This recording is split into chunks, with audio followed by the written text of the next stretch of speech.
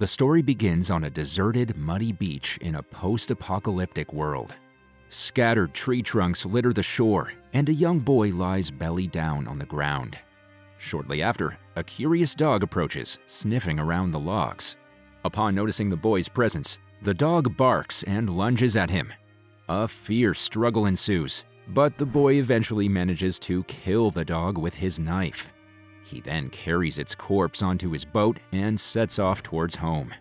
Back at his home, his father is writing something in his notebook.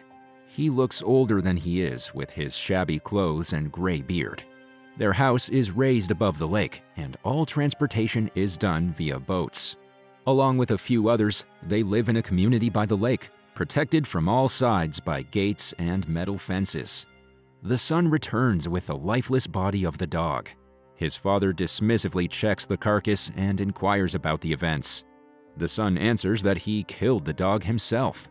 Hearing this, the father immediately asks if he crossed the dam, but the son admits he couldn't get past the witch. As the two delve deeper in conversation, Dad points out that the blade is rusty, so the dog's meat is no longer suitable for bartering. However, they manage to salvage its coat. The duo then travels to a man named Aringo to see what they can trade the coat for. Boats are the primary sources of transport here, as most houses are built right on the bank. The river is highly polluted and looks almost black. Upon arriving at Aringo's home, they call him out to barter the dog coat with. After bickering for a while, Aringo only welcomes their father inside. He is an old man who doesn't enjoy company and always carries a rifle. Unnoticed, the boy goes around the entrance and eavesdrops on their conversation. Aringo questions the father on where he got the dog coat, suspecting it belongs to his lost pet. The father lies that he found a dead dog in the nearby fields. Furious, Aringo refuses to trade, as he is sure this is his own dog. However, after hearing the father plead for food, he gives him fish and 2 grenades for hunting. Just as the two walk outside, the boy sneaks in and steals Aringo's remaining grenades. On their way home, the father reminds him they cannot afford enmity with the old man. Later, the boy tosses 2 grenades into the river to catch fish, but instead finds floating dead bodies. Turns out it's a custom here to throw dead bodies into the water. Spooked by this horrifying scene, he rushes back home. At night, the boy prepares for dinner while his father writes in his diary. Reading and writing are luxuries from the long-forgotten past, and only the old know about it. Curious about this activity that his father does regularly, the boy sneaks in and watches. However, the old man scolds him and tells him to mind his duty. Shortly after, when he goes out to get some vegetables, we see more of this bleak, desolate world. Apparently, a mysterious plague has wiped out most people, and life is extremely difficult for the few survivors. The land barely yields any crop, and the resources are limited. While looking for vegetables, he constantly coughs and looks frail. The following afternoon, Aringo barges into their home, furious about the stolen grenades and the dead dog. He accuses the father and son, and even goes as far as pointing a gun at the father. When the boy tries to intervene, he is slapped across the face. Aringo then takes back the stolen grenades and storms away from there. That night, the father leaves on his boat for Valeria Golino's house. She is a blind woman who controls the dam and everything that goes in and out of the lake community. Since she controls the water flow, cooks her food, and does herbal medicine, his father calls her the witch. After some passionate lovemaking, they sit down and talk. The man says it's getting harder for him to hunt and find food. The woman keeps things from the past like cookie jars, mugs, and pots. On the other hand, the man is more rigid and says there's no point in thinking about the past. He tells her about the dog that his son killed. For the boy, rats and dogs are just food, unlike those who remember when dogs were loving pets. The man has raised his son like a wild animal without teaching him anything because that's the only way to survive here. In response, the woman reveals that his son comes to her house sometimes when he scolds him. She urges him to show more physical affection towards him. However, the man replies that it would be better if the boy died quickly. Appalled at this suggestion, the witch slaps him. On his way back, the old man has an intense cough episode. After struggling for a few minutes, he somehow manages to start the boat and drags himself to his home. There, he finds his son sleeping peacefully and realizes that this cough will soon kill him. So he sits down on his study table to write something in his notebook. Hours later, the boy wakes up and is delighted that his net has caught a fish. But he finds that his father is still asleep on his study table. Hours pass and the evening approaches, but the man still doesn't wake up. Unable to process what's happening, the boy curiously takes his father's notebook and tries to see what's inside. For him, all the words are some weird symbols that he can't understand. The next morning, after realizing that his dad is no more, he ties up his corpse and casts it into the river. He now wants to know what is written in the notebook, and the first person he goes to is Aringo. However, the latter once again acts rude and selfish. When he keeps on shouting, the boy remembers how Aringo humiliated his father. In a fit of rage, he hangs him upside down and drowns him to death. With Aringo's jacket, ropes, gun, and a new dagger in his possession, the boy heads towards the witch's home. He calls her and offers to trade for food. The witch asks about his father's whereabouts, and the boy bluntly reveals that he is dead. Hearing this, the old woman is devastated, and she starts crying.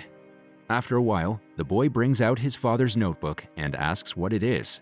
The witch explains that it's a tool for storing memories. She adds that memories are things from the past that you don't want to forget. Intrigued by the notion of memories, something entirely foreign to him, the boy's curiosity intensifies. She struggles to make him understand that she knows how to read, but cannot do so right now because she's blind. The following morning, the boy decides to cross the dam and search for someone who can read the notebook for him. Initially, the witch refuses to give him permission, saying his father never wanted him to go out.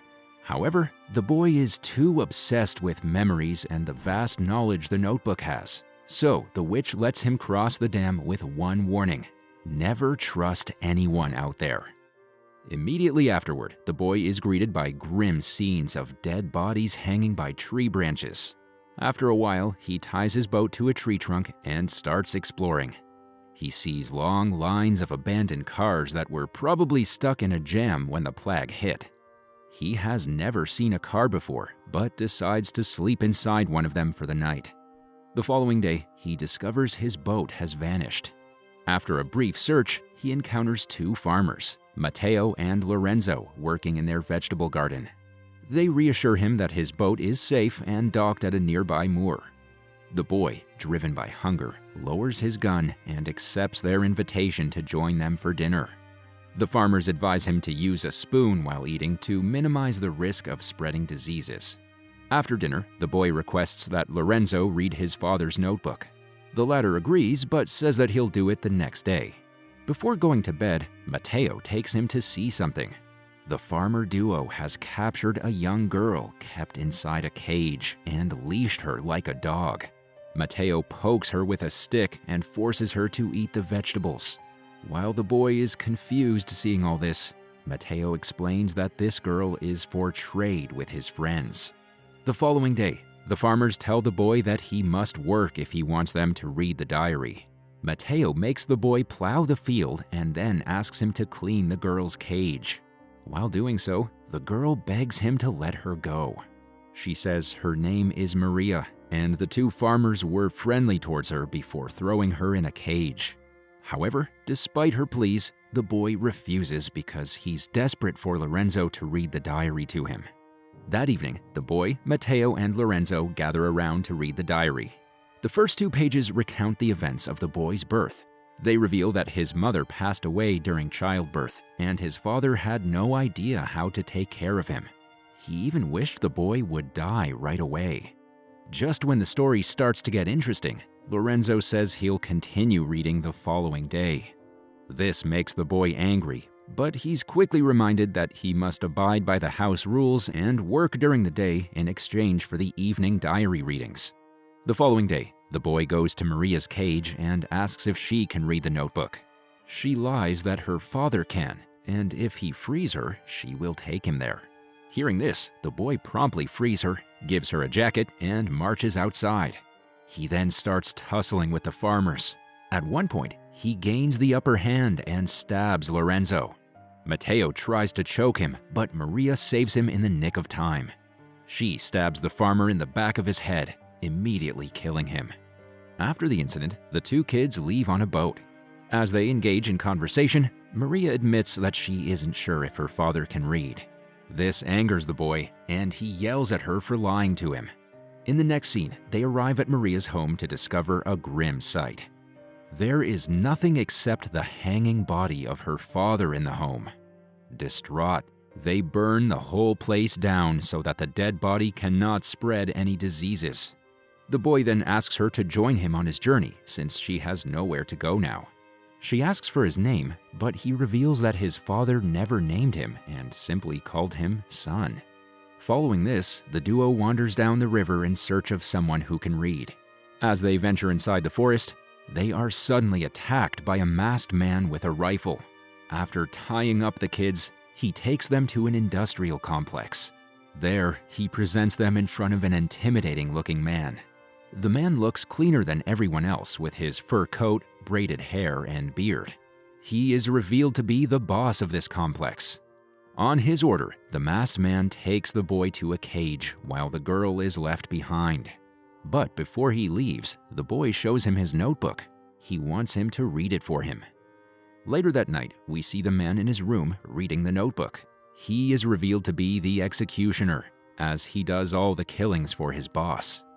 Half of his nose is cut off, and it has left a ghastly bruise behind. As he goes through the pages, he is left in utter shock. Just then, the door bursts open and the boss enters the room. He orders the man to put on his mask, unable to stomach the sight of his disfigured face. He then mentions that the boy must be killed tomorrow, as they cannot afford to keep slaves. However, the executioner hesitates as the boy reminds him of his son. It's revealed that when the plague hit, he had to kill his own son, as he believed that a swift death would save him from this hellish life. Unfortunately, his boss, who is devoid of empathy, dismisses his sentimental attachment. He declares that this unforgiving world has no place for such emotions. The boss then orders the executioner to kneel and asks him what heals the pain of the past. The masked man answers that only more pain can heal the pain of the past, as his boss cuts the tip of his ear. He then conclusively orders that the boy must be killed tomorrow. The next day, the executioner comes to the cage with a rifle. He stares at the boy for a long time, then sits by the door. He takes out the notebook and starts reading aloud from the recent pages. These were written on the very day the old man died. The father writes about how his chest hurts and he coughs up blood. He knows he won't live much longer and admits he loved his son deeply, even if he never showed it. These words move both the boy and the executioner. The father writes that the best day of his life was when his 4-year-old son hugged him. He knows that if his son can live long enough to read his diary, all his sacrifices will have been worth it. The last pages of the diary urge the son to love, because love makes us invincible. When the diary ends, the executioner opens the door and, without saying a word, leaves with his gun. Surprised, the boy gathers his wits together and runs outside searching for Maria. Along the way, he sees the dead bodies of the residents scattered all over. It turns out the executioner has killed everyone and is making his way to the boss. Upon coming face to face with the evil man, he says he has forgiven himself for everything and will no longer repent. When the boss comes closer, he stabs him with his knife and kills him. After this, he takes his own life. In the final scene, Maria and the boy escape from the complex. The boy knows that his father loved him, and now he can live the rest of his days peacefully. The movie ends as the two hug each other affectionately.